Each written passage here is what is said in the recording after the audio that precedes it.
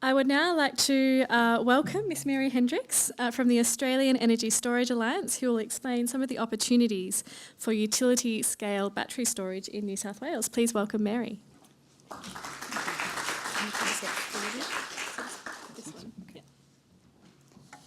Thank you, and thanks to everyone here today for coming to this session and listening to the talks, and thanks Kylie. That was interesting because that's all new and happening in Sydney. So we're going to talk about something else that's happening and new. I'm Mary from the Australian Energy Storage Alliance, and our group is industry funded and 4 years old. We were set up as an information hub for the energy storage sector in Australia, and I'm going to outline some opportunities today for the development of energy storage in Australia. As it's only 10 minutes, I'll be talking about batteries. There's a lot more to energy storage than just batteries, but also mentioning the opportunity for Korean companies. And my talk will focus on New South Wales, but let's just quickly look at Australia. Bloomberg New Energy Finance forecasts that Australia is one of 8 countries globally that are expected to lead in the massive uptake of energy storage solutions, and you'll see Korea is also one of those 8 countries. So there's going to be lots of opportunities for partnerships. Energy storage is a big topic. We've got a big country, so it's a big topic, and it covers a wide spectrum. Our power generation in Australia is mainly from coal, and as we move to clean energy with our abundant solar and wind resources, we'll need places to store and power, and one of those places is batteries, and that's one of the keys. So we're going to look at one of these areas, but I'll just mention the other 2. The area of residential energy storage is already starting to happen in Australia. Australians have been early uptakers of battery storage of solar PV in their homes, and has one of the highest penetrations of uptake of solar PV. 1.8 million rooftops are already installed. So there's already Korean companies and other global companies working in that space. The second area is the area for commercial and industrial applications of microgrids, fairly new area, and that market is also set to expand rapidly over the next decade. And thirdly, the area we'll be talking about today, and that's a fairly new area, grid-scale energy storage, which is covering the main power grids of where we get our energy. And Australia's a leader in that. It's early days, but there are some parts of the world that are doing very early things. We're doing some very early large installations of batteries, and you may have read about those in the news. I'll just go back. Just before I move on, the utility scale storage mainly applies to what we call the national electricity market, called the NEM. You'll hear the NEM mentioned. And this covers 5 major states in Australia, from Queensland right down to Tasmania and across to South Australia. It's one of the longest interconnected energy systems in the world. And this covers most of Australians. The national electricity market isn't connected to Western Australia. There is a separate network there, and there are very small networks in Northern Territory. So if we're talking about national, we in Sydney say we're national, but it in fact isn't national as yet. There's no interconnectivity over to Perth. New South Wales is in the middle of the NEM and well positioned to be a leader in energy storage solutions. And we released a report earlier this year in June, and it covers one emerging area, and that of the grid-scale battery storage. The report was produced in partnership with AECOM and with support from the New South Wales Energy and Resources Knowledge Hub through the New South Wales Department of Industry. Thank you. Thanks to Kylie. It's available online on our website, and I'll cover a few aspects of that report today. New South Wales has the largest population of the states and is the most generation capacity in the national electricity market. It's one of the 5 states that trade power in this market, but it is a net importer of electricity. So the states buy and sell the power between them, and has experienced one of the steepest wholesale electricity price increases. So a net importer, it exports and imports, but overall in the year it imports. There are major changes to come, and the retirement of ageing coal-fired generation plants, commencing with the AGL-owned Liddell coal-fired power station in New South Wales, and that's scheduled to close in 2022. So that defines the opportunity as the energy market transitions. our coal-fired fleet is fairly ageing across Australia, and as that is moved out, they'll be looking for alternatives to fill that gap. And this has been driven by the states. So New South Wales is a leader of the new build of solar plants, and currently we've got about 300 megawatt installed, but that's small to what's coming. There's significantly more solar PV in the pipeline.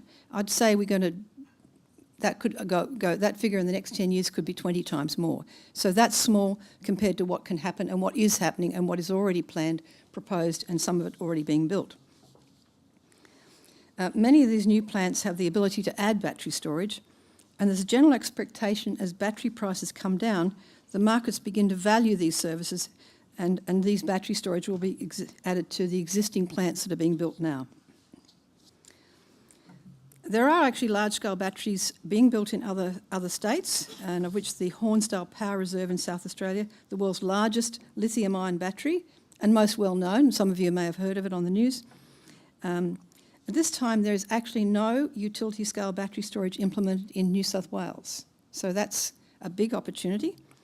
The time is right for New South Wales, and in July, the New South Wales government announced a new emerging energy program to support eligible projects, mainly with those in regional areas, for the next generation of large-scale energy and storage projects in New South Wales. So there is incentives through government-funded organisations such as the Australian Renewable Energy Agency, and also New South Wales Government and other groups as well. So look for that opportunity as well.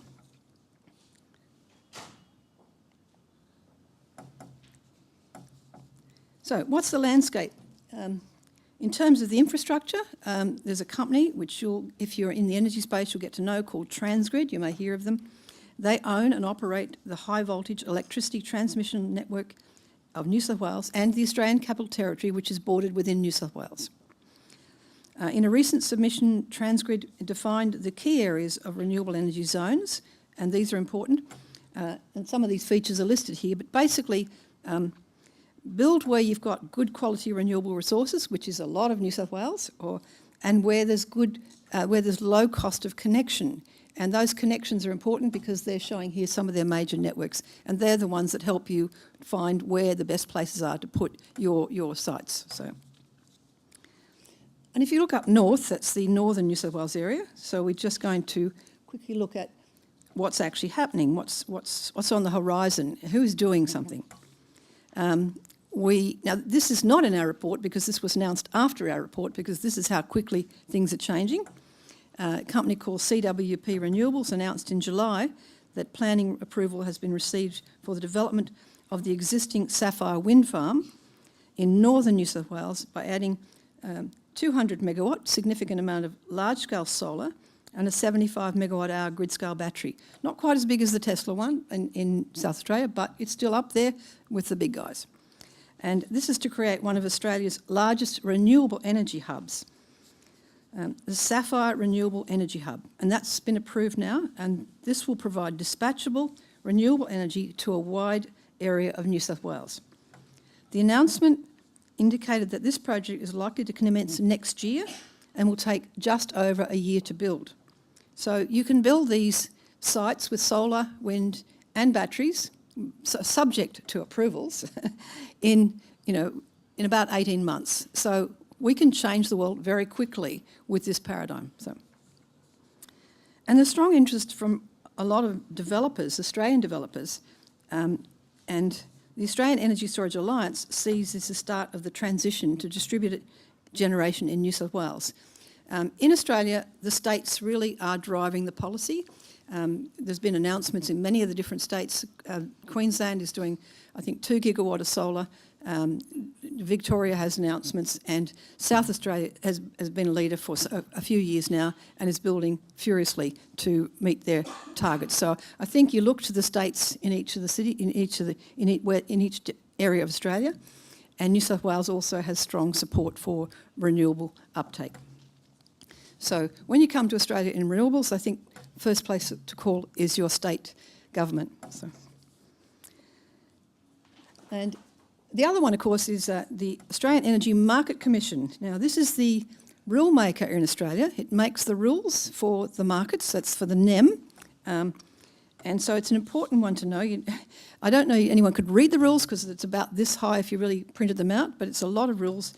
And they also have done the rules for the market, which has been very stable over many years for a centralised generation system. So those rules have to change. And they see the value of adding energy storage to the distribution and transmission networks. And they're implementing changes to value many of the ancillary services of energy storage, and that's essential for a distributed market. Now, we talked earlier about the more informality. In Australia, if you're a small or large business, or even a company manufacturing a product, and you think the rules of that market are not in your favour, you can make a submission to the Australian Energy Market Commission. And then you come to somebody like us and say, would you please support our change? We'll sometimes do that, sometimes not.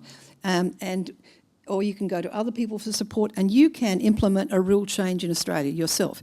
Now, it will take a while. It will take up to 4 or 5 years sometimes, perhaps even longer. These things don't happen overnight. It has to go through a due process and due diligence, but it means that everybody in Australia who's running a business needs to power and feels that the rules, they could put a battery on their site and they need the rules to change to make that work better. And if they think that will work for everyone and you get industry support on board, you can change the rules.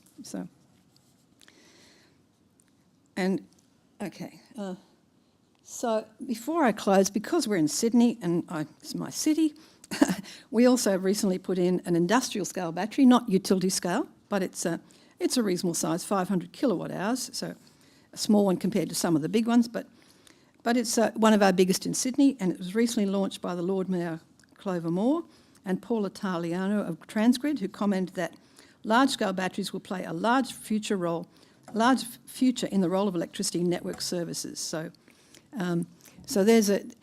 they're putting in batteries in various places to work. This works with quite a few solar panels on a roof of a hub in Alexandra Canal. So. In Sydney. Okay, so in conclusion, Australia offers diverse markets for energy storage and offers many opportunities for business partnerships in that process for the expertise that Korea offers, with its technical expertise with the battery companies, with expertise for innovators in solar, for expertise in innovators in smart energy systems to tie everything together to make it work. One of the futures of the way we're going forward in the future is the future is going to be much more electric. We're going to have to look at electric vehicles. We're going to look at a lot more use of electricity, and that has to be all tied together. And with renewable sources, you have to manage that power so that you will still have power 24/7. So if you'd like some more details, we've got a report, the ASA report on opportunities for utility scale batteries, but also we have a monthly newsletter, so you can subscribe to that or follow our Twitter. We have a good Twitter at AES Alliance, so please follow the Twitter, which has new posts every day about Australia. And thank you everyone for coming today.